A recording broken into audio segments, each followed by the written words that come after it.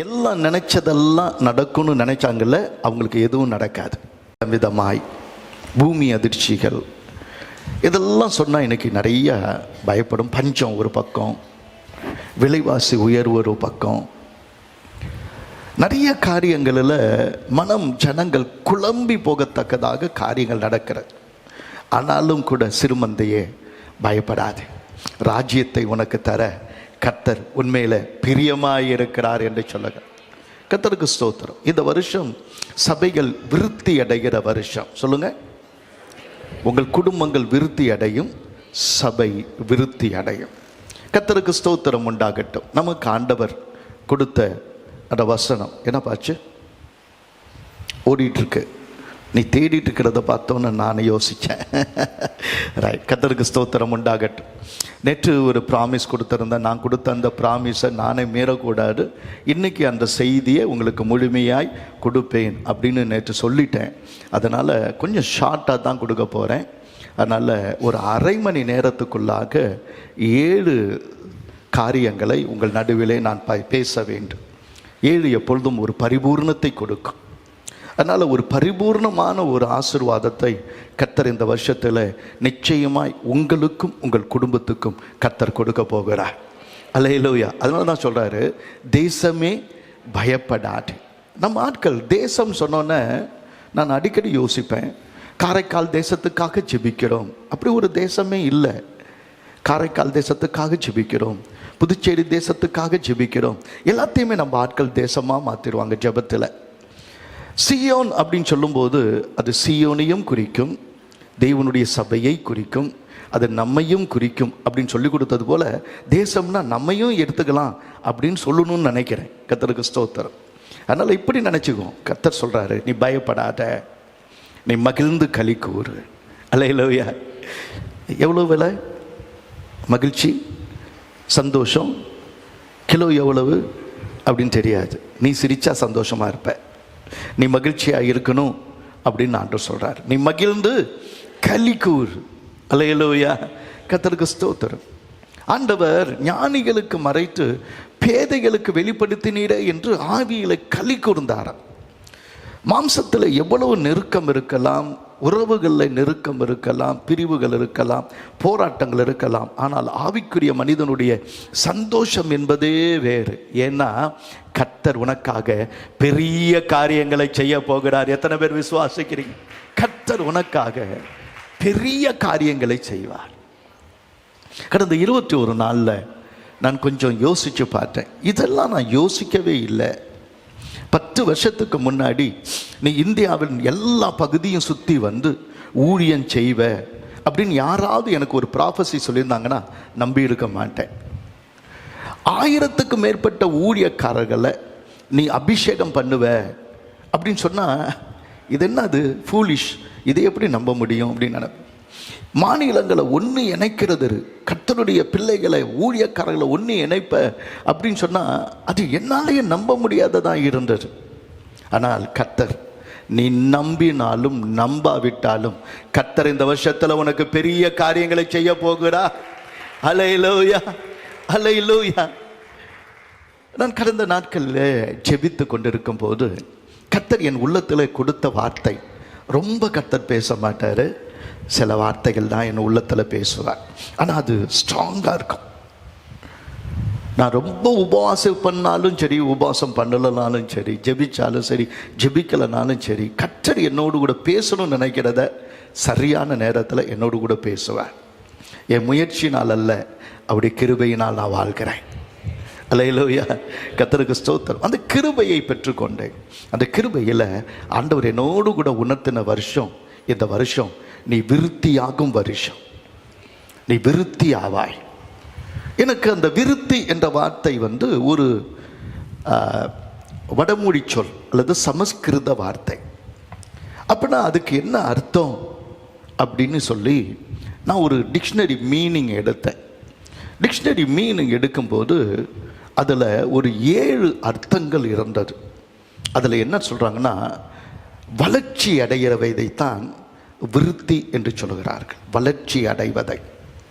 2வது, ஒரு வேலையில் ஒரு தொழிலில் ப்ரொமோஷன் வரணும். அதாவது உயர்வு வரணும். அதைத்தான் விருத்தி அடைதல் என்று சொல்கிறாங்க. மூணாவது மல்டிப்ளிகேஷன். நம்ம ஒன்று செஞ்சால் அது 100 பெருகணும்.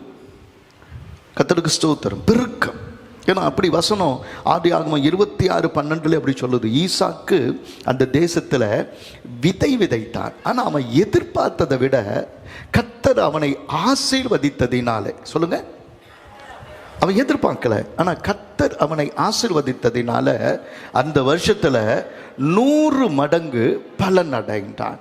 அடுத்த வசனம் சொல்லுது, அவன் ஐஸ்வர்யனாகி வர வர விருத்தி அடைந்து மக்கா பெரியவன் ஆனான்.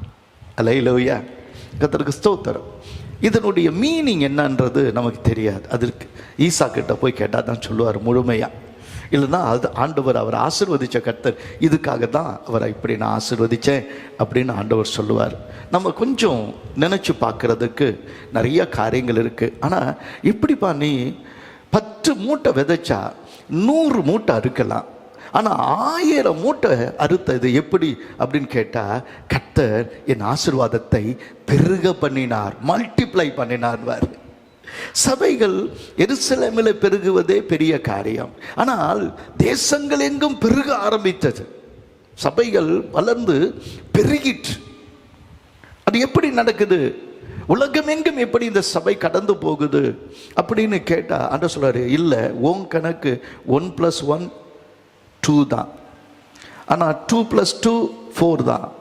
4 + 4 8 தான். 8 × 8 அல்லது 8 + 8 சொல்லுங்க, இப்போ 16. அதே 8 × 8 64 ஆகுது. இப்படியே நீங்க பெருக பண்ணி பாருங்க. 1லிருந்து ஆரம்பிச்சு அதை பெருக பண்ணிட்டே போனீங்கன்னா 10லிருந்து 10 × 10 11 × 11 12 × 12 அப்படின்னு சொல்லிட்டு இப்படி போட்டுக்கிட்டே போனீங்கன்னா லட்சங்களை தாண்டுகிறது எப்படி இயல்போ, கோடியை தாண்டுகிறது எப்படி இயல்போ, அதை போல கர்த்தர் என் சபையை நீ கோடா கோடியாய் பெருகுவாய் என்று சொல்லுகிறார். அல்லேலூயா, கர்த்தருக்கு ஸ்தோத்திரம். அது கர்த்தர் கொடு, அது ஸ்டாப் பண்ணவே முடியாது. தேவன் உன்னை பெருக பண்ணுவார். விருத்தி என்கிற வார்த்தைக்கு என்னன்னா, ஒரு வியாபாரத்தை ஆரம்பிக்கிறாங்க. அந்த வியாபாரம் நல்லா வளர்ந்துச்சுன்னா, நல்ல லாபம் வந்துச்சுன்னா, அந்த வியாபாரம் தொழில் விருத்தி அடைந்தது என்று சொல்லுகிறாங்க. குல விருத்தி என்கிற ஒரு வார்த்தை 6வது வருது. குல விருத்தி அப்படின்னா குழந்தையே இல்லை, ஆனால் திடீர்னு அந்த அம்மா ஓடி வந்து என் மருமகளுக்கு குழந்தை இருக்குன்னு சொல்ல மாட்டா, குல விருத்தி அடையுதுன்னு வாங்க. அப்படின்னா என்ன அர்த்தம்னா, ஒரு குழந்தை என்ன பண்ணிடுச்சு, உண்டாகிடுச்சு அப்படின்னு. மலட்டு கற்பம் இருப்பதில்லை. குலம், உன் குலம் விருத்தி அடையும். 7வது அந்த வார்த்தைக்கு என்ன சொல்றதுன்னா, டெவலப்மெண்ட். அப்படின்னா ஒரு தொழிலை ஆரம்பிக்கிறோம், அது நிறைய பிரான்ச் ஆகுது. ஒரு சர்ச்சை ஆரம்பிக்கிறோம், நிறைய பிரான்ச் ஆகுது. ஒரு வீடை கட்டணும், அதுக்கு ஆண்டவர் இன்னும் சில வீடுகளை கட்டி கொடுத்து, இன்னும் சில நிலங்களை வாங்கி கொடுத்து, இன்னும் தொழில்களை ஆசீர்வதித்து, நீ செய்கிற காரியத்தில் கர்த்தர் பிரான்ச்சஸ் கொண்டு வருவார், கிளைகளை கொண்டு வருவார். அப்படி கொண்டு வருகிறதற்கு தான் அவர்கள் என்ன சொல்கிறாங்கன்னா டெவலப்மெண்ட் சொல்கிறாங்க. ஆனால் அதில் என்ன சொல்கிறாங்கன்னா, அதிலேயே ஒரு வார்த்தை நீங்கள் போய் டிக்ஷனரியில் பாருங்கள். அது என்ன சொல்கிறாங்கன்னா, டெவலப்மெண்ட்டில் வரும்போது உன் தொண்டு சிறக்கும். தொண்டுனா பிறருக்கு நீ செய்கிறது சிறக்கும். இன்னொன்று, டெவலப்மெண்ட் வரும்போது உன்னுடைய ஒழுக்கம் சரியாக இருக்கும். வளரும்போது நீ வீழ்ச்சி அடைய மாட்ட, நீ ஒழுங்கோடு இருப்பாய். இத்தனை மீனிங், இந்த 7 மீனிங் நான் டிக்ஷனரி மீனிங்கை பார்த்தேன். இப்போ இதெல்லாம் உலகத்தான் சொல்லி வைப்பது. பரலோக தேவன் நமக்கு என்ன சொல்லுகிறார் என்று எடுக்கும்போது தான் ஒரு 7 காரியத்தை விருத்தி அடைகிறது என்று சொல்லும்போது, வேதம் சொல்லுகிற காரியத்தில் முதலாவது உலகத்துக்கே விருத்தி அடைந்து காண்பித்தவர் என் ஆண்டவராகிய இயேசு கிறிஸ்து தான். இன்னைய வரைக்கும் அவருடைய பெயர் மங்கவும் இல்லை, மறையவும் இல்லை. அவருடைய பெயர் என்னல்ல, அவருடைய புகழ் மங்கவும் இல்லை, மறையவும் இல்லை. 2000 வருஷங்கள் ஆகியும். ஆனால் என்ன அதற்கு காரணம் என்று கேட்டால், இயேசு ஒரே வார்த்தையில் 12 வயசில் விருத்தி அடைந்து காண்பித்து அதை சொல்கிறாரு. லூக்கா 2:52 எத்தனை தடவை தான் சொல்லுவாங்கன்னு சொல்லுவீங்க. நான் பல தடவை அதை சொல்கிறேன். இது வரைக்கும் 16 ரகசியங்கள் அந்த 2வது அதிகாரத்தில் முதல் தடவை இயேசு பேசுனதை வைத்து நான் அறிந்து ஆச்சரியப்பட்டேன். அதில் ஒன்று நான் இன்று உங்களுக்கு சொல்ல விரும்புகிறேன். அதில் முதலாவது, இயேசுவானவர் ஞானத்திலும் வளர்ச்சியிலும் தேவ கிருபையிலும் மனுஷர் தயவிலும் அதிகமாய் சொல்லுங்க விருத்தி அடைந்தார். விருத்தி அடைந்தார். உலகத்தில் அவங்க சொல்ற எல்லாத்தையும் தாண்டி 1000 மடங்கான ஆசீர்வாதத்தை 1000 மடங்காய் ஒரு மனிதன் எப்படி வளரணும், பெருகணும், ஆசீர்வதிக்கப்படணும் என்பதற்கு இயேசுதான் காரணம். எனவே கர்த்தருக்கு ஸ்தோத்திரம். நீங்க விருத்தி அடைஞ்சிங்க.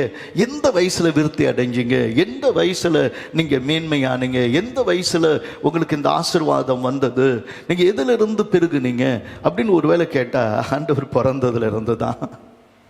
அது எப்படி சொல்றாரு அப்படின்னா, மகனே நாங்க உங்களை என்னெல்லாம் தேடுறது, எங்களை தவிக்க விட்டுட்ட, உன்னை காணாம போய் நாங்க தேடிட்டு இருந்தோம். ஆண்டவர் சொல்றாரு 49வது வசனத்தை சொல்ற, நீங்கள் ஏன் என்னை தேடினீர்கள்? நீங்கள் ஏன் என்னை தேடினீர்கள்? எனக்கு ஒரு பெரிய கேள்வி. நம்ம என்ன நினைக்கிறோம், நீங்கள் ஏன் என்னை தேடினா, நீங்க தேடுற அளவுக்கு நான் என்ன சின்ன ஆளா? கர்த்தருக்கு ஸ்தோத்திரம். நான் ஒருவேளை நீங்க காரைக்கால் வந்தீங்கன்னா நான் இப்படி சொல்லுவேன், காரைக்கால் வந்தீங்கன்னா பாஸ்டர் வின்சென்ட்னு சொல்லுங்க, உங்களை கொண்டு வந்து விடுவாங்கன்னு சொல்ல முடியுமா, முடியாதா? கொஞ்சம் நீங்கள் தான் சொல்லுங்களேன், சப்போர்ட்டாஸ் பண்ணுங்களேன். சொல்ல முடியுமா, முடியாதா? சொல்கிறாங்க பாஸ்டர் வின்சென்ட் அப்படின்னாலே என்ன பண்ணுறாங்க, கொண்டு வந்து பலர் இங்கே வந்திருக்கிறாங்க. பாஸ்டர் உங்கள் பேரை சொன்னால் ஆட்டோமேட்டிக்காக என்னை கொண்டு வந்து இங்கே விட்டாங்க பாஸ்டர் அப்படின்னு சொன்னி சில பாஸ்டர்ஸ் வந்திருக்கிறாங்க. அப்போ எனக்கு கொஞ்சம் காலரை தூக்கி விட்டுக்கிற மாதிரி ஒரு சந்தோஷம் இருக்குது. அல்லேலூயா. ஏன் என்ன தேடினீங்க? அல்லேலூயா சர்ச்சுன்னு சொல்லுங்க, கொண்டு வந்து விட்டுருவாங்க. ஆமென். நீங்க போய் கூகுளில் அல்லேலூயான்னு போடுங்க, நேராக தான் காட்டும். ஆல் டு ஜீசஸ் சர்ச் நம்ம பேர், ஆல் டு ஜீசஸ் சர்ச் அப்படின்னு போட்டுட்டீங்கன்னா, கூகுளில் போட்டீங்கன்னாலும் நீங்கள் அந்த மேப்பிங் போய் பார்த்தீங்கன்னாலும் ஆல் டு ஜீசஸ் சர்ச்னா உலகத்திலேயே ஆல் டு ஜீசஸ் சர்ச் நம்மது தான். இன்னொரு பெரிய அதிசயம் என்ன தெரியுமா? உன் பேரை பெருமைப்படுத்துவேன் ஆண்டு சொன்னால, வின்சென்ட் லூர்துன்னு போட்டிங்கன்னா அந்த ஒரே ஆளு நான் தான். போட்டு பாருங்களேன். ஆண்டவர் ஒரு யூனிக்க கர்த்தனை மட்டும் கொண்டு வந்து கொடுத்துட்டார். ஒரு யூனிக்கா கர்த்தர் கொண்டு வந்து கொடுத்தார். ஆச்சரியப்படுவீங்க நீங்க, நானே ஆச்சரியப்படுகிறேன். நம்ம பேரு, நம்ம சபை பேரு, நம்ம ஊழியம் ஒரு யூனிக்கா தனித்துவமா விளங்குது அப்படின்னு. அது சொல்றேன், நான் தனித்துவமான ஆளு தெரியுமா? என்ன ஏன் நீங்க தேடுறீங்க? உலகம் என்னை தேடும்படி, நட்சத்திரங்கள் என்னை தேடி வரும்படி, ஞானிகள் என்னை தேடி வரும்படி, மேய்ப்பர்கள் என்னை தேடி வரும்படி பிறந்த அன்னைக்கே செய்த நான் என்ன நீங்க காணாம போயிட்டேன்னு தேடுறீங்களான்னு கேட்கிறார். இருக்கும் இடத்தை விட்டு இல்லாத இடத்தை தேடி எங்கெங்கோ அலைகிறார். ஞானத்தங்கமேன்னு யாருக்கு பாடியிருக்கணும்னா அவங்க அம்மாவுக்கும் அப்பாவுக்கும் தான் பாடியிருக்கணும். கர்த்தருக்கு ஸ்தோத்திரம். இம்மானுவேல் அப்படின்னு என் பேரை நீங்கள் அறிஞ்சிருக்கிறீங்கல்ல, தேவன் உங்களோடு தானே இருக்கிறாரு. நீங்கள் ஏன் அழுவுறீங்க? நீங்கள் ஏன் பயப்படுறீங்க? ஏன் பதிக்கிறீங்க? ஏன் காணாம போயிட்டேன்னு நினைக்கிறீங்க? கர்த்தருக்கு ஸ்தோத்திரம் உண்டாகட்டும். நான் உங்களோடு இருக்கிறேன் என்பதை நீங்கள் அறியீர்களா? தடவியாயிலும் கண்டுபிடிக்கத்தக்கதாக நான் ஒருவரிலும் உங்களுக்கு தூரமானவர் அல்லவே. எங்க வந்து பார்க்கறாங்க இயேசுவை, எங்க வந்து பார்க்கலாம் அப்படின்னு நினைக்கும் போது, யாரும் நினைக்கிறது முன்னாடியே தேவ தூதர்கள் புறப்பட்டு போய் சொல்றாங்க, பெத்லகேமில் தாவீதின் ஊர்ல உலக இரட்சகர் இயேசு என்கிற அந்த இரட்சகர் அவர் உங்களுக்காக என்ன பண்ணிருக்கிறாரு, பிறந்திருக்கிறார், போய் பாருங்க. தூதர்கள் அறிவிக்கிறாங்க. ஒரு ராஜா வருகிறதை கட்டியக்காரன் முன்னாடி ராஜா வருகிறார், பராக் பராக்குன்னு சொல்லுவான். அது என்ன பான் பராக்குன்னு எனக்கு தெரியல, அந்த பராக்குன்றதுக்கு அர்த்தம் எனக்கு தெரியல, ஏதோ சொல்லுவான். டேய் அப்படி இப்படி பார்க்காத, ராஜா வராரு கவனமாயிடு அப்படின்னு மனிதர் சொல்லுவாங்க. ஆனால் பரலோக ராஜா இந்த பூமியில் பிரவேசிக்கும் போது விண்ணுலகம் அதிர்ந்தது. பரலோக தூதர்கள் இறங்கி வந்தாங்க. ஒரு இரட்சகர் உனக்காக பிறந்திருக்கிறார் என்கிற நற்செய்தியை கொண்டு வந்தாங்க.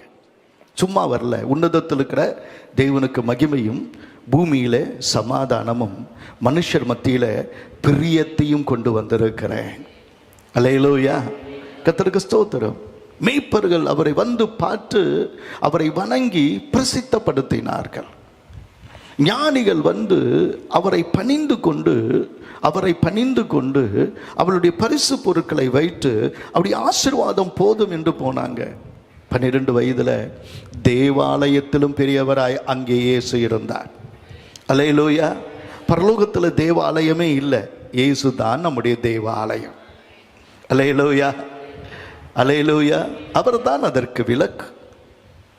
எனவே தேவ ஆலயத்தை விட பெரியவர், சாலமோனை விட பெரியவர், எல்லாரை விட பெரியவர் ஒருவர் நான் இருக்கிறேன். என்னுடைய பெயரை பெருமைப்படுத்துகிற கர்த்தர் என்னோடு இருக்கிறார். நீங்க ஒருவேளை இயேசு அப்படின்னு கேட்டிருந்தீங்கனால எருசலேமில் ஒரு சின்ன பையன் பேசுறத கேட்கணும் வா வான்னு அவ்வளோ பேர் கூட்டிட்டு போய் வந்து நின்று அவருடைய பேசுகிறத கேட்டாங்க. 3 நாள் அவர்களோடு கூட தங்கியிருந்து இயேசு 12 வயதில் பேசினார். தேவனுக்கு மகிமை உண்டாகட்டும். அவரை குறித்து தான் வேதம் சொல்லுகிறது, அவர் ஞானத்திலும் வளர்ச்சியிலும் தெய்வ கிருபையிலும் மனுஷர் தெய்விலும் அதிகமாக விருத்தி அடைந்தார் என்பது உண்மையானா அவருடைய சாயலாய் நாமும் விருத்தி அடைவோம். அல்லேலூயா.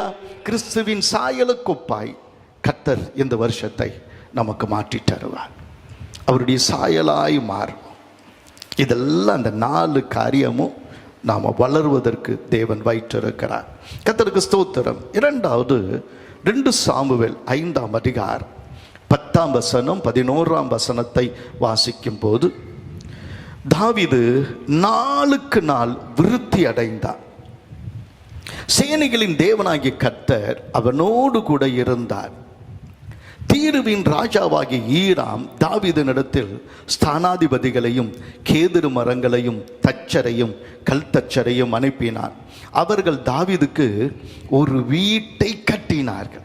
விருத்தி அடைங்கிறவனுக்கு தேவன் கொடுக்கிறதுனா, உன் வீட்டை நான் கட்டுவேன். கர்த்தர் வீட்டை கட்டாராகில் கட்டுகளுடைய பிரயாசம் விருதா. எனவே இந்த வருஷம் உன் வீடு உனக்கு கட்டப்படும். அல்லேலூயா. திராட்சை தோட்டத்தை நாட்டி அதன் பலனை புசிப்பார்கள். கர்த்தருக்கு ஸ்தோத்திரம். நெடுநாளாய் கட்டப்படாதது மீண்டும் கட்டப்படும். நிறுத்தப்பட்ட வேலை திரும்பி ஆரம்பிக்கும். எத்தனை பேர் நம்புறீங்க? நல்ல கைதட்டி ஆமேன்னு சொல்லுங்க. அல்லேலூயா, கர்த்தருக்கு ஸ்தோத்திரம். சமீபத்தில் தாவீதினுடைய வீட்டை கண்டுபிடித்தார்கள் எருசலேமில். அப்படி கண்டுபிடிக்கும் போது அவருடைய பேர் அங்கே பொறிக்கப்பட்டிருந்த ஒரு துண்டையும் எடுத்தார்கள். அது 6 மாடி கட்டடமான மிகப்பெரிய மாளிகையாக இருந்தது. மிகப்பெரிய மாளிகையாக இருந்தது. 31 அமைச்சர்கள் அவருடைய வீட்டை, அரண்மனையை நிர்வகித்தார்கள். அத்தனை பேருடைய முத்திரை மோதிரமும் கிடைத்திருக்கிறது. 31 பேர் வீட்டில் வந்து விசாரிச்சாங்கன்னா எத்தனை 1000 பணியாளர்கள் அங்கே இருந்திருப்பாங்க. கொஞ்சம் யோசிச்சு பார்ப்போம். சும்மா கட்டலை. ஆண்டவர் சொல்றாரு, உன்னுடைய வீட ஆண்டவர் எப்படி சொல்றாருன்னா, உன்னுடைய அலங்கத்துக்குள்ள என்ன இருக்கும்? சமாதானம் இருக்கும் என்று சொல்லிட்டு அடுத்தது என்ன சொல்றாரு? சொல்லுங்க வாயை திறந்து. உன் அரண்மனைக்குள் சுகமே இருக்கு. இனிமேல உன் வீட்டை நீ கட்டாத, உன் வீட்டை கர்த்தர் அரண்மனையாய் கட்டி வெளிப்படுவார். ஆமென். அரண்மனையை போல இருக்கும். பெருசா என்னன்னு சொல்லல, எல்லா வசதிகளோடும் இருக்கும். அல்லேலூயா. அரண்மனையில் என்ன குறைவு இருக்கும்? உன் வீட்டில் ஒரு குறைவையும் பார்க்க மாட்டாய். அதை தான் கர்த்தர் சொல்ல, விருத்தி அடைத்தல். 3வது 1 ராஜாக்கள் 4ஆம் அதிகாரம் 29ஆம் வசனம் 30ஆம் வசனத்தை வாசிக்கும் போது, 1 ராஜாக்கள் 4வது அதிகாரம் 29, 30 வாசிக்கும் போது, தேவன் சாலமோனுக்கு மிகுதியான ஞானத்தையும் புத்தியும் கடற்கரை மணலத்தனையான மனோவிருத்தியும் கொடுத்தார். சகல கிழக்கத்தி புத்திரரின் ஞானத்தையும் எகிப்தியரின் சகல ஞானத்தை பார்க்கிலும் சாலமோனின் ஞானம் சிறந்ததாக இருந்தது. இன்னைய வரைக்கும் த விஸ்டம் ஆஃப் சாலமோன் அப்படின்னு சொல்லுவாங்க. 1008 பாடல்களாக என்னமோ நீதிமொழிகளிலிருந்து பிரசங்கியிலிருந்து உன்னத பாட்டிலிருந்து அவன் ஏராளமாக எழுதினான். அவனுடைய ஞானத்தை கேட்க ஷீபாவினுடைய இளவரசி அந்த பெரிய அந்த நாட்டிலிருந்து புறப்பட்டு வந்து ஆச்சரியப்பட்டால் அவனுடைய ஞானத்தை கண்டு. கர்த்தருக்கு ஸ்தோத்திரம். எது உனக்கு இருந்தாலும் இல்லைனாலும் எது உனக்கு முக்கியமாக வேணும்னு ஆண்டவர் சொல்கிறாரு? ஞானம் தான் முக்கியம். அல்லேலூயா. ஒருவன் ஞானத்தில் குறைவுள்ளவனாக இருந்தால் ஒருவரையும் கடிந்து கொள்ளாதவராகிய கர்த்தரிடத்தில் நாம் கேட்கும்போது அவர் சம்பூர்ணமாய் நமக்கு கொடுப்பார் என்று வசனம் சொல்லுகிறது. அடிக்கடி என் உள்ளத்தில் வருகிற காரியம், ஆண்டவரே என்னை நம்பி எனக்கு ஒரு பெரிய சபையை கொடுத்துருக்கிறீங்க, ஒரு சின்ன வார்த்தை தவறாக விட்டுட்டா, ஒரு சின்ன வார்த்தை தவறாக விட்டுட்டா, ஒரு சின்ன காரியம் தவறாக நடந்துட்டா தூத்திடுவாங்க ஜனங்க. என்னை தவறாக என்ன பண்ணிடுவாங்க? பேசிடுவாங்க, சபையை உடைக்க பார்ப்பாங்க. சபையை கட்டுறது பிரச்சனை இல்லை, அதை சபையை காத்து கொள்றதுக்கு எனக்கு ஒரு ஞானம் வேணும். அல்லேலூயா, அல்லேலூயா. கர்த்தருக்கு ஸ்தோத்திரம், கர்த்தருக்கு ஸ்தோத்திரம். மகிமை உண்டாகட்டும். வாழைப்பழத்தில் ஊசியை குத்துற மாதிரி தான் வசனத்தை என்ன பண்ண வேண்டியதாக இருக்கு, சொல்ல வேண்டியதாக இருக்கு. ஒருத்தர் எடுத்தார் செய்தி எடுக்கும் போது, எடுத்த உடனே எடுத்தார், நாய் தான் கக்கினதை தின்ன என்ன பண்ணுது, திரும்பினது அப்படின்னு எடுத்து தூக்கி வாரி போட்டுச்சு. நம்ம சபையில் தூக்கி வாரி போட்டுச்சு. ஒரு நாளும் அப்படி ஒரு செய்தியை என்ன பண்ணதில்லை, நான் அப்படி எடுத்ததில்லை. எப்படி எடுக்கும்போது ஒரு ஆறுதலை சொல்லுவேன், ஒரு அறிவுரை இருக்கும், மூணாவது ஒரு ஆசீர்வாதத்தோடு தான் முடிப்பேன். என் செய்தியில் இப்படி தான் வரையறை வைத்து கொண்டேன். என்னமோ ஆண்டோடைய கிருபையில் இன்றைக்கி உலகம் எங்கும் ஆண்டோடைய வார்த்தை என்ன பண்ணிகிட்ருக்கு, போய் கொண்டு இருக்கு. ஒருத்தர் பேசுகிறது பார்த்தேன், பாசானின் மாடுகளை திரும்புங்கள் அப்படின்னு. இந்த வார்த்தை பேசும்போது அப்படிலாம் பேசக்கூடாது. அது வார்த்தையில் கனிவு இருக்கணும். அவருடைய கிருபையுள்ள வார்த்தைகளை கேட்க ஜனங்கள் கூடி வந்தார்கள்.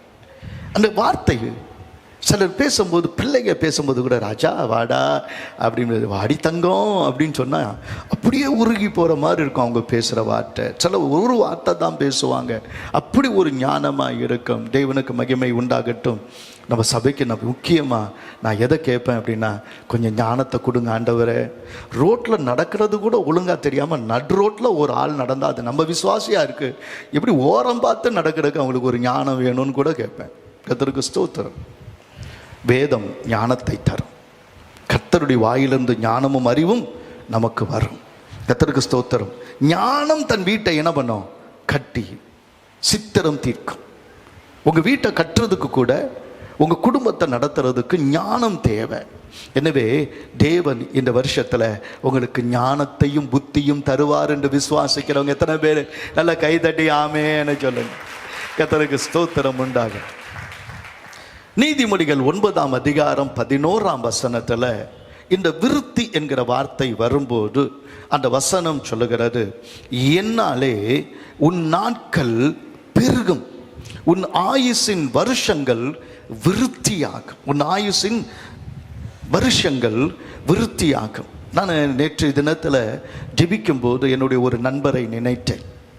இன்னைக்கு கர்த்தருக்கு சித்தமானா அவருடைய குடும்பத்துக்கு நான் போகிறேன். நாகர்கோயிலில் என்னுடைய ரொம்ப அருமையான நண்பர், ஒரு கேத்தலிக் ஃபாதர், கேப்ரியல் ஜேம்ஸ்னு பேர். என்னோட வைராக்கியமான ஒரு ஊழியக்காரன். அப்படியே இந்தியாவே வளைக்கணும் அப்படின்னு நினைக்கிற ஒரு ஊழியக்காரன். எடுத்தாலும் ரொம்ப வேகமாக தீவிரமாக செய்கிற ஊழியக்காரன். திடீர்னு படுத்திருந்தார். சரியா 20ஆம் தேதி படுத்திருந்து காலையில் ஏந்திரிக்கலை. இரவோடு இரவாக ஒரு ஹார்ட் அட்டாக் வந்து இறந்துட்டார். ஒரு 58 வயசுக்குள்ளே தான் இருக்கும். எனக்கு தூக்கி வாரி போட்டுச்சு. உண்மையாவா? நான் இந்த விஷயத்தை என் மனைவிட்ட பிள்ளைங்கள்ட்ட கூட சொல்லலை. ஏன்னா என் பையன் அவங்க பொண்ணோடு கூட அங்கே கரோனியாவில் படிக்கும்போது அடிக்கடி அங்கே வருவார். அங்கே நாங்கள் போகும்போது குடும்பமாக பேசுவோம். அந்த பிள்ளைகளும் அவருடைய பிள்ளைங்க பையன் எல்லாருமே அங்கே தான் படித்தாங்க. அதனால் ரொம்ப வருஷமாக 20-25 வருஷமாக நான் அவரோடு கூட அன்பு கூர்ந்திருக்கிறேன். அந்த சமயத்தில் போகவும் முடியாது, பயங்கரமாக எல்லா பக்கமும் மழை, ரோடெல்லாம் அரிச்சிட்டு போயிடுச்சு. நான் யோசிச்சு யாரும் வர முடியாது, இந்த நேரத்தில் எப்படி ஆயிடுச்சு, யாரும் போய் உதவியும் செய்ய முடியாது. அவருடைய தரிசனம் என்ன, ஆண்டவரே ஒரு காரியத்தை செய்து முடிக்கும்போது பவுல் சொல்கிறான், இந்த தேகத்தை விட்டு பிரிய எனக்கு, நான் அங்கே போய் குடியிருக்க எனக்கு என்ன இருக்குது, விருப்பம் இருக்குது. ஆனால் தேகத்தில் தங்கி இருக்கிறது பிரயோஜனமாக இருக்குது. அல்லேலூயா.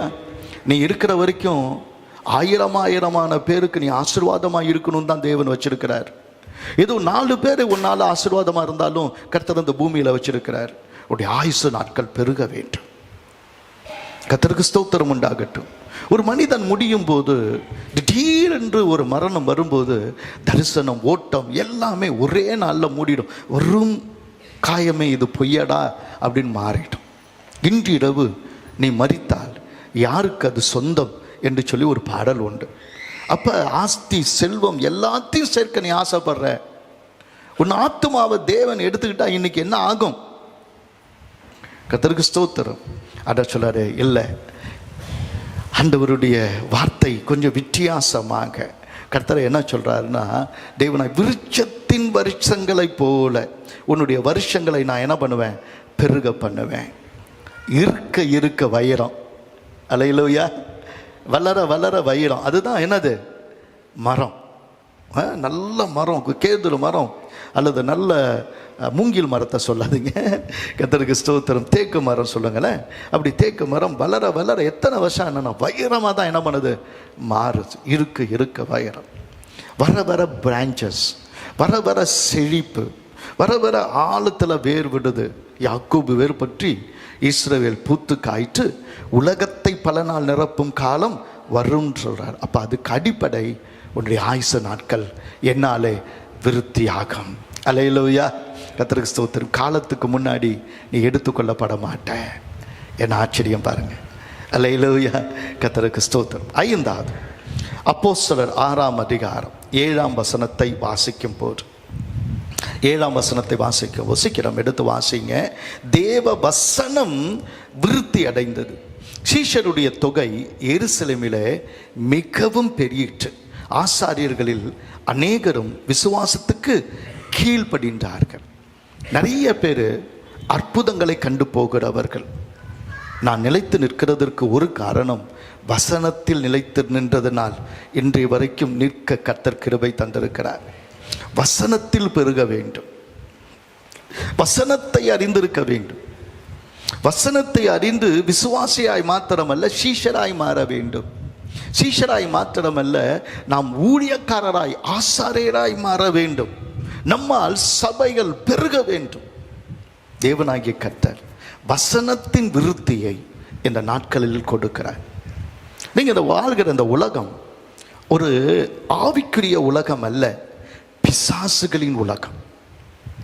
பிசாசுகள் ஆளுகை செய்கிறது. எதற்காக இத்தனை ஆபத்து, இத்தனை கொள்ளை நோய், இத்தனை சண்டை, இத்தனை போர்கள், இத்தனை பஞ்சம், எல்லாம் மேன்மேட். அது மாத்திரம் இல்லை, நம்ம கண்ணுக்கு தெரியாம எத்தனை ஆவிகள். இந்த ஆவிகளை மேற்கொள்ளுவதற்கு தேவன் கொடுத்தது, பிசாசை மேற்கொள்ள தேவன் கொடுத்தது மந்திர கயிறு இல்லை, வசனம். கர்த்தருக்கு ஸ்தோத்திரம் உண்டாகட்டும். அப்போஸ்தலர் 8:13 மாய வித்தைக்காரனாகி இருந்த சீமோனும் விசுவாசித்து என்ன பண்ணான், ஞானஸ்நானம் பெற்றான். பிலிப்பை பற்றி கொண்டு அவனால் நடந்த அடையாளங்களையும் பெரிய அற்புதங்களையும் கண்டு பிரமித்தான். வசனத்தின் வல்லமை மாய வித்தைகளை எல்லாம் மாற்றி போட்டது. மாய வித்தைகள், இந்த மாய வித்தையை கர்த்தர் மாற்றுவதற்கு, தோற்கடிப்பதற்கு உனக்கு எதிராக விளங்குகிறது. எதையாவது நான் மந்திரவாதி தலையில் கையை வச்சு ஒன்னால் முடிஞ்சால் ஒரு விரலை மடக்கடா பார்ப்போம், 1 லட்ச ரூபா தரேன்னு. அப்போல்லாம் 1 லட்ச ரூபாய் கண்ணால் கூட பார்த்தது கிடையாது. அன்னையிலிருந்து இன்னை வரைக்கும் சொல்லிட்டு தான் இருக்கிறேன். ஒரு விரலை உன்னால் முடிதா மடக்கடா பார்ப்போம் அப்படின்னு. ஏன்னா எனக்கு தெரியும், எனக்குள்ள இருக்கிற வசனம் ஒரு நாளும் என்னை வெட்கப்பட விடவே விடாது. வெட்கப்பட்டு போனான் அந்த ஊர் நடுவில். கர்த்தருக்கு ஸ்தோத்திரம். பல மந்திரவாதிகள் எனக்கு விரோதமாக பண்ணியிருக்கிறார்கள், ஆனால் வீழ்ந்து போனதில்லை, வீழ்ந்து போனதில்லை. சத்துருவின் சகல வல்லமையும் மேற்கொள்ள கர்த்தர் என்ன பண்ணியிருக்கிறாரு? அதிகாரம் தந்திருக்கிறார். அந்த அதிகாரம் கர்த்தருடைய வேதத்தில் இருக்கிறார், வசனத்தில் இருக்கிறார். இரண்டாவது பார்க்கும்போது அப்போஸ்தலர் 13ஆம் அதிகாரம் 8ஆம் வசனத்தில் மாய வித்தைக்காரன் என்ற அர்த்தம் கொள்ளும் பெயரையுடைய அந்த எலிமா என்பவன் அதிபதியை விசுவாசத்தினின்று திருப்பும்படி வகை தேடி அவர்களோடு எதிர்த்து நின்றான். பாப்போ என்ற பட்டணத்தில் இந்த மாய வித்தைக்காரனாகிய எலிமா எதிர்த்து நிற்கிறான். பரிசுத்த ஆவிக்கு விரோதமாக, தேவனுடைய ஊழியக்காரனாகிய பவுலுக்கு விரோதமாய் நின்ற போது, நீ சில காலம் சூரியனை காண மாட்டாய், வெளிச்சத்தை காண மாட்டாய் என்று சொன்ன போதே அவன் குருடனாய் மாறி போனான்.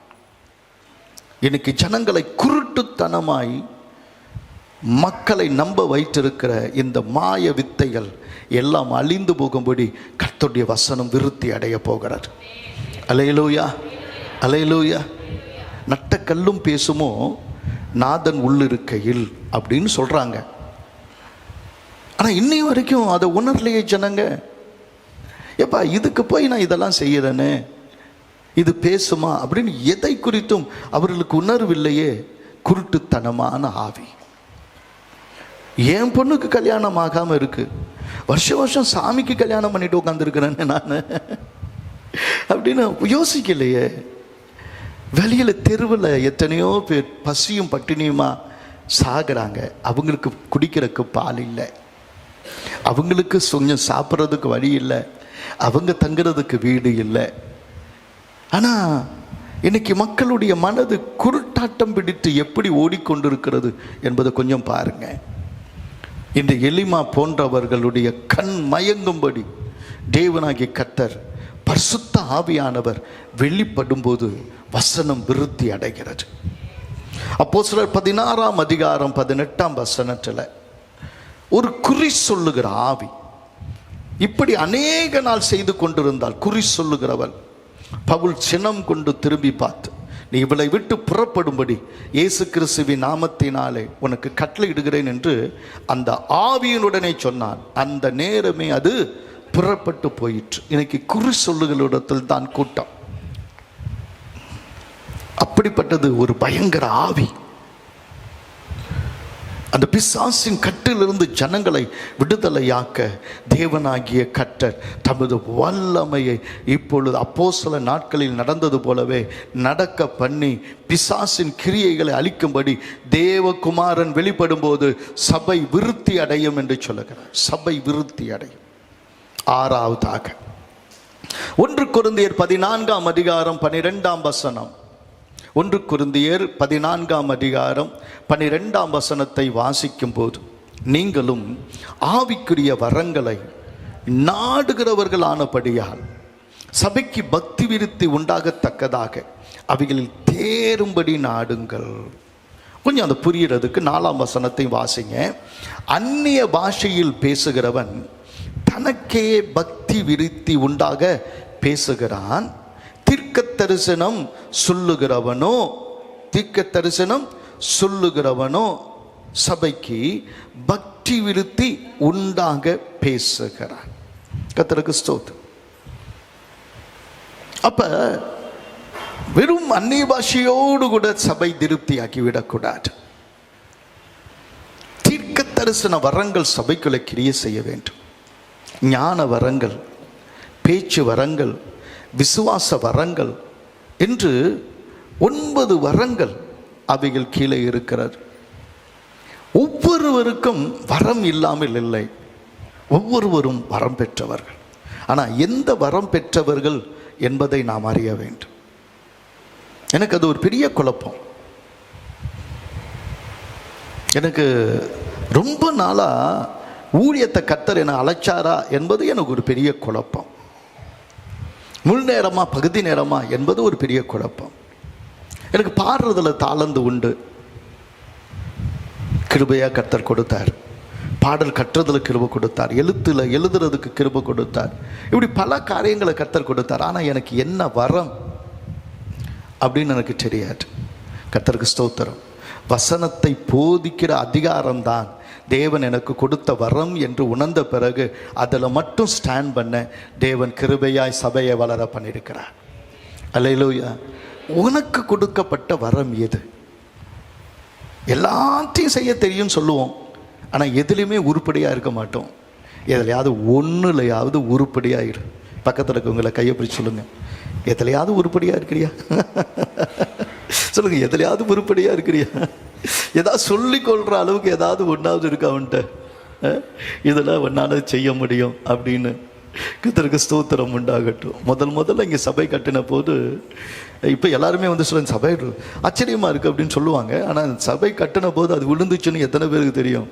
அப்பயே என்ஜினியருக்கு நான் லாய்க்கலன்னு எல்லாரும் சொல்லிட்டாங்க. அப்பயே லாய்க்கலன்ட்டாங்க. அது என்னுடைய வரம் இல்லை, அது ஒரு கிருபை. கிருபை என்பது வேற, வரம் என்பது கிஃப்டை கொடுத்து கர்த்தர் என்ன பண்ணுவார்? நடத்தினார். அப்போஸ்தலர்களை கர்த்தர் கிஃப்டை கொடுத்து அனுப்பினார். போகிற இடங்களெல்லாம் அவங்க ஜீவன் இருக்கிற வரை. புபுலிவியனுடைய அப்பா ரொம்ப வியாதிப்பட்டு கிடந்த போது என்ன தீவில், மெலித்தான் தீவில் பவுல் போய் சேர்ந்த போது அவனை குணமாக்கினான். இரத்த பேதியில் கடந்தவனை குணமாக்கினான். அந்த தீவில் இருந்த வியாதி, சகல வியாதி உள்ளவர்களும் வந்தாங்க ஜெபம் பண்ணும்போது அவள் சுகமானாங்க. கடைசி அதிகாரத்துக்கு முதல் அதிகாரம் வரைக்கும், ஏன் கடைசி அதிகாரம் வரைக்கும் அப்போஸ்தலர் வாசிக்கும் போது அவனுக்கு கொடுக்கப்பட்ட வரமும் கிருபையும் கிரியை செய்து கொண்டே இருந்தது. உங்கள் ஜீவன் இருக்கிற வரைக்கும் ஏதோ ஒரு கிஃப்ட், ஸ்பெஷல் கிஃப்ட் கர்த்தர் உங்களை கொடுத்து உங்களை விருத்தியாக்க போகிறார். அந்த கிஃப்ட்டுக்காக ஆயத்தப்படுங்க. அந்த கிஃப்ட் கிடைச்சோன்னு சொல்லுங்க, இந்த காரியத்தில் கர்த்தர் என்னை வளர்த்து கொண்டிருக்க, நான் விருத்தி அடைவேன் என்று சொல்லுங்க. கர்த்தருக்கு ஸ்தோத்திரம். நீங்கள் விருத்தி அடைய தேவன் அதை பயன்படுத்துவார், உங்களை பயன்படுத்துவார். ஏழாவது ரொம்ப முக்கியமானது 2 கொரிந்தியர் 10ஆம் அதிகாரம் 16ஆம் வசனத்தில் வாசிக்கும் போது, 2 கொரிந்தியர் 10ஆம் அதிகாரம் 16ஆம் வசனம், ஆகிலும் உங்கள் விசுவாசம் விருத்தியாக்கும் போது மற்றவர்களுடைய எல்லைகளுக்குள்ளே செய்யப்பட்டவைகளை நாங்கள் செய்ததாக மேன்மை பாராட்டாமல் உங்களுக்கு அப்புறமான இடங்களில் சுவிசேஷத்தை பிரசங்கித்தக்கதாக எங்கள் அளவின்படி உங்களால் மிகவும் பெருகி விருத்தி அடைவோம் என்று நம்பிக்கையாயிருக்கிறோம். நீங்கள் செஞ்ச ஊழியத்தையே நாங்கள் செய்யாமல், உங்களையே கலக்கிக்கிட்டு உட்காராம, இதுவரைக்கும் கட்டப்படாத இடங்களையும் தேடி, அல்லேலூயா. இன்னைக்கு சபைகளுடைய பிரச்சனை என்ன தெரியுமா? சபைக்குள்ளேயே வந்து குழப்பத்தை கொண்டு வர்றது தான். நிறைய வேற கள்ள உபதேசங்களை கொண்டு வர்றது தான். அறியப்படாத ஜனங்க ஏராளம் இருக்கிறாங்கப்பா, அவங்களுக்கு போய் சொல்லு அப்படின்னு சொன்னால் கேட்கவே மாட்டானுங்க இந்த பயலுங்க. நம்மளையே தான் சுற்றி சுற்றி வருவாங்க. இவ்வளோ பெரிய கடலு கண்ணில் தெரியாது. இங்கே இருக்கிற இந்த குட்டையில் ஏதாவது குழப்பி விட்டு மீன் பிடிக்கலாமா அப்படின்னு தான் பார்த்துட்டு இருப்பாங்க. கர்த்தருக்கு ஸ்தோத்திரம். நீ விருத்தி அடையணும்னு நினைச்சா விசுவாசத்தில் விருத்தி அடையுது, கர்த்தர் உன்னை ஆசீர்வதிப்பாரு. விசுவாசத்தில் விருத்தி அடையும் போது இயேசு என்ன செய்தாரோ அதை உங்களால் செய்ய முடியும்.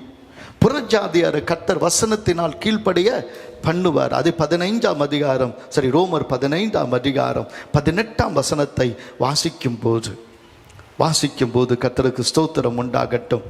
புறஜாதியாரை வார்த்தையினாலும் செய்கையினாலும் கீழ்ப்படிய பண்ணும்படிக்கு அற்புத அடையாளங்களின் பலத்தினாலும் தேவ ஆவியின் பலத்தினாலும் கிறிஸ்துவானவர் என்னை கொண்டு நடப்பு விதிகளை சொல்லாமல் வேறு ஒன்றையும் சொல்ல நான் துணிவது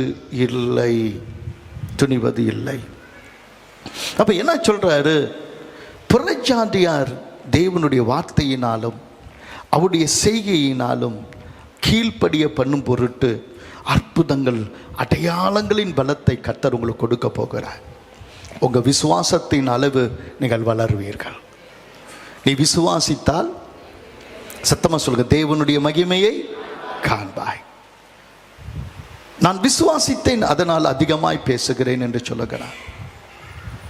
நீ விசுவாசிக்க கூடுமானால் கூடும், விசுவாசிக்கிறவனுக்கு எல்லாம் கூடும். விருத்தி அடைவது என்பது உன்னால் முடியாததையும் முடியும் என்று சொல்வது, நடக்காததையும் நடக்க வைப்பது, கிடைக்காததையும் கிடைக்க வைப்பது, நம்ப மறுக்கிறவர்களையும் நம்ப வைக்கிறது, புறஜாதிகளையும் கீழ்ப்படிய பண்ணுகிறது, அற்புதங்கள் அடையாளங்களை அனுதினமும் பார்ப்பது. ஒரு வசனத்தை சொல்லி முடிக்கிறேன். ரோமர் 15ஆம் அதிகாரம் 13ஆம் வசனத்தில், அதை 15ஆம் அதிகாரம் 13ஆம் வசனத்தில், பரிசுத்த ஆவியின் பலத்தினால் உங்களுக்கு நம்பிக்கை பெருகும்படிக்கு நம்பிக்கையின் தேவன் விசுவாசத்தினால் உண்டாகும் எல்லாவித சந்தோஷத்தினாலும் சமாதானத்தினாலும் உங்களை நிரப்புவாராக என்று வார்த்தை வச்சு ஒரு மாபெரும் பிரசங்கம் பண்ணலாம். ஒரு ஆழமான ஒரு செய்தி இருக்கு, கொஞ்சம் நல்லா கவனிங்க. பரிசுத்த ஆவியின் பலத்தினாலே, தேற்றரவாளனாகிய ஆவியானவர் உங்களோடு இருக்கிறதினால் நீங்கள் அவரை அறிவீர்கள். ஆனால் எதற்காக கொடுக்கப்பட்டிருக்கிறார்? உன்னை விசுவாசத்தில் வளர்ப்பதற்கு. அல்லேலூயா, அல்லேலூயா. விசுவாசத்தில் வளர்ப்பதற்கு. எனக்கு இந்த மாதம் ஆரம்பிக்கும் போது 5 லட்சம் ரூபாய்க்கு மேலே தேவை. அதை தாண்டி திடீர்னு ஜானுக்கும் பிரதிஷ்டை பண்ணிடுவோம். அப்போ ஒரு அன்பு சகோதரர் சொல்ற, நம்ம ஒரு சாப்பாடும் போட்டு முடிப்போம். அண்ணா சிக்கன்லாம் போடாதீங்கண்ணே, மட்டன் போடுங்கண்ணே, மட்டன் பிரியாணியாக போடுங்கண்ணே சொல்ல போடுவோம். கர்த்தருக்கு ஸ்தோத்திரம். எல்லாரும் இங்கே விட்டு வர ஊழியக்காரங்க, அவ்வளோ ஊழியக்காரங்க எல்லாருக்கும் ட்ரெஸ் எடுத்து கொடுத்து, இது 3 லட்ச ரூபா ப்ளஸ் கேலண்டர், கேலண்டரும் ஒரு கேக் கொடுத்தா கூட 1 லட்ச ரூபா. நேற்று ஒரு நாள் மட்டும் எனக்கு செலவு 1 லட்ச ரூபாய். இப்படி ஒன்றையும் கணக்கு பண்ணால் எங்கேயோ இருந்தது. தேவனுடைய கிருபையில் இன்னைக்கு நான் காணிக்கை எண்ணின போது இன்னைக்கு வந்தது. எனக்கு இன்னைக்கு 1 லட்ச ரூபா கொடுத்தா அதை முடிச்சிடுவேன். 1 லட்ச ரூபா கொடுத்து இந்த கேலண்டருக்கு காரியங்களை மற்றவர் கொடுத்தது எல்லாத்தையும் முடிச்சிடுவேன். கையில் ஆரம்பிக்கும் போது 1 ரூபாய் இல்லை. வந்த ஊழியக்காரங்களை நல்லா கனம் பண்ணணும். ஒரு ஆராதனை கூட குறையில்லை. ஜானுடைய பிரதிஷ்டையும் அல்லது ஊழிய அபிஷேகம் நல்லா இருந்துச்சா இல்லையா? அல்ல இல்லை. நேற்று ரொம்ப ஆசீர்வாதமாக இருந்துச்சா? அல்லேலூயா. கர்த்தர் சொல்றது எதுலையும் கர்த்தர் குறை வைக்கல. எல்லாத்தையும் மிதிச்சு ஆண்டவர் மீதி 1 லட்ச ரூபாய் என் கையில் கொடுக்குறார். 2,15,000 ரூபா ஒரே காணிக்கை வந்தது. இதுதான் ஃபர்ஸ்ட் டைம். அல்லேலூயா. எல்லாரும் சொல்றதுக்கு பயப்படுவாங்க, இன்னைக்கு நீங்கள் காணிக்கை கொடுக்காம போயிட்டீங்கன்னா. 1 வருஷத்துக்கு மேலே காணிக்கை பெட்டியை வைக்காமலேயே சபையும் நடந்துச்சு, ஊழியம் நடந்துச்சு. இன்னும் மிஷினரிகளுக்கு கொடுக்கறது கூட குறையில்லாமல் கொடுத்தோம். நீ விசுவாசித்தால் தேவனுடைய மகிமையை காண்பாய். அல்லேலூயா. கர்த்தருக்கு ஸ்தோத்திரம். சபையில் வேலை செஞ்சுட்டே இருக்கிறேன். என்னுடைய பின்னாடி ஒரு பெரிய காரியம் செய்யணும்னு ஆயத்தப்படுறேன். நான் காலையில் யோசித்தேன், இது செய்கிறதா அது செய்கிறதா? நான் விசுவாசிக்கிறேன், இதையும் இந்த வருஷத்தில் முடிப்பேன், அதையும் முடிப்பேன். தேவனாகிய கர்த்தர் விசுவாசத்தில் பெரிய காரியங்களை செய்ய கர்த்தர் வச்சிருக்கிறாரு.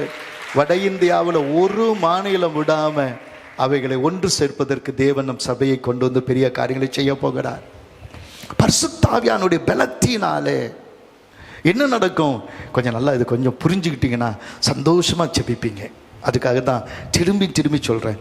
விசுவாசத்தினால் உண்டாகும் எல்லாவித சந்தோஷத்தினாலும் சமாதானத்தினாலும் உங்களை நிரப்புவாராக. அப்படின்னா ஒவ்வொரு நாளும் பரிசுத்த ஆவியிற்குள்ளே நான் சந்தோஷம் அடைய வேண்டும். பெண்ணினால் துக்கத்தின் மேல் துக்கத்தை தந்து கொண்டே இருந்தால் அந்நாளுக்கு. ஆனால் தேவனுடைய ஆலயத்தில் வந்து அவள் கண்ணீரை விட்டு தன் இருதயத்தை கர்த்தருடைய சமூகத்தில் அர்ப்பணித்து விட்டு போகும்போது அவள் துக்கப்படவில்லை, கண்ணீர் வெடிக்கவில்லை.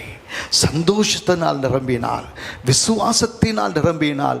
சாமுவேல் வயிற்றை நிரப்புறதுக்கு முன்னாடி அவருடைய உள்ளம் விசுவாசத்தினால் நிறைய ஆரம்பித்ததுனால உலகம் மெச்சுகிற சாமுவேலை பெற்றெடுத்து இன்றைக்கு சாமுவேலின் தாயாய் மாறினது உண்மையானால், இன்றைக்கு எதெல்லாம் இல்லையோ நீ விசுவாசிக்க விசுவாசிக்க அது உனக்கு உண்டாகும்.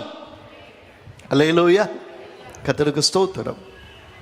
தான் விசுவாசிக்கிறவர் இன்னார் என்பதை அவன் அறிந்திருந்தான். ஆபிரகாம், நான் விசுவாசித்திருக்கிறவர் இன்னார் என்று நான் அறிந்திருக்கிறேன். அந்த விசுவாசத்தினால ஒவ்வொரு நாளும் நான் சந்தோஷமா இருப்பேன். இந்த 2024 எப்படி இருக்கும், எப்படி அது இருக்கும்னு நான் சொல்ல விரும்பல.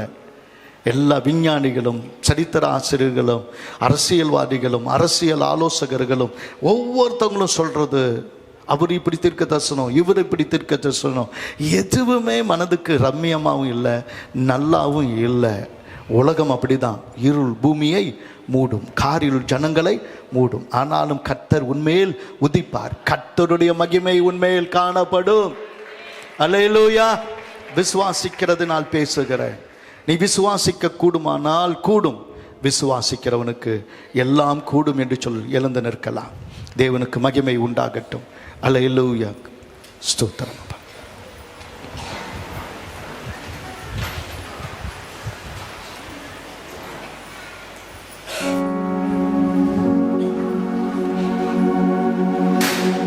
இன்று முதல் கர்த்தர் உன்னை ஆசீர்வதிப்பார்.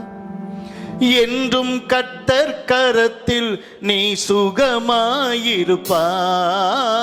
இன்று முதல் கர்த்தர் உன்னை ஆசீர்வதிப்பார். என்றும் கர்த்தர் கரத்தில் நீ சுகமாயிருப்பாய்.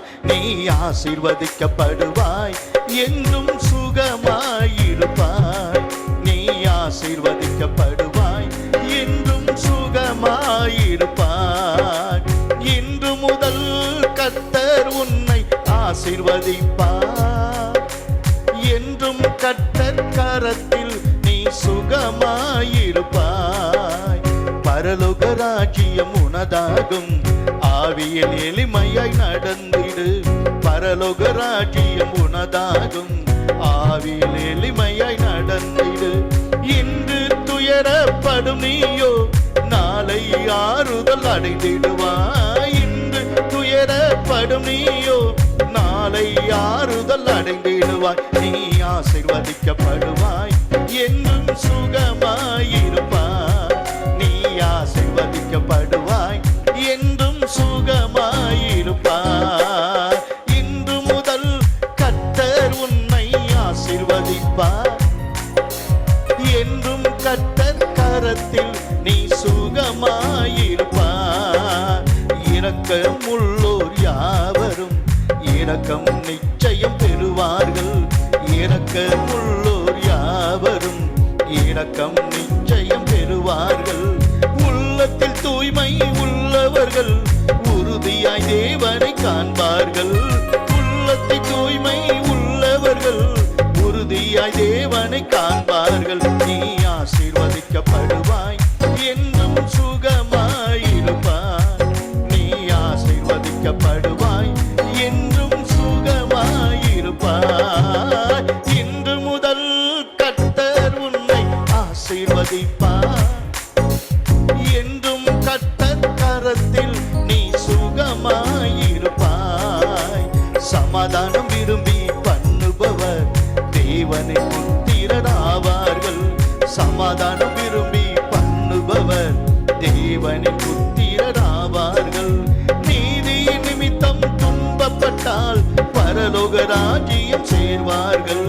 நீதியின் நிமித்தம் துன்பப்பட்டால் பரலோக ராஜ்யம் சேர்வார்கள். நீ ஆசீர்வதிக்கப்படுவாய், என்றும் சுகமாயிருப்பாய். நீ ஆசீர்வதிக்கப்படுவாய், என்றும் சுகமாயிருப்பாய்.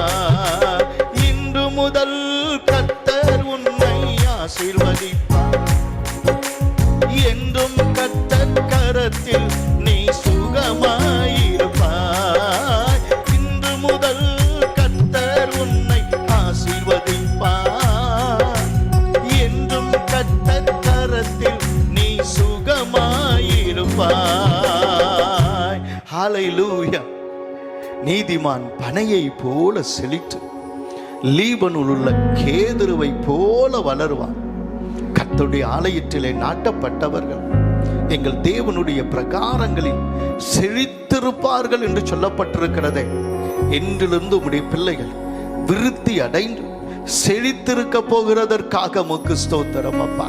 உமக்கு நாங்கள் நன்றி செலுத்துகிறோம். இந்த வருஷம் ஆண்டவரே நிறைய ப்ரோக்ரஷன் இருக்கும், ப்ரொமோஷன் இருக்கும். தேவனாகிய கர்த்தர் ஆண்டவரே அவங்களுடைய லைஃபை ப்ரொலாங் பண்ணுவீங்க, அதிசயங்களில் நடத்த போறீங்கப்பா.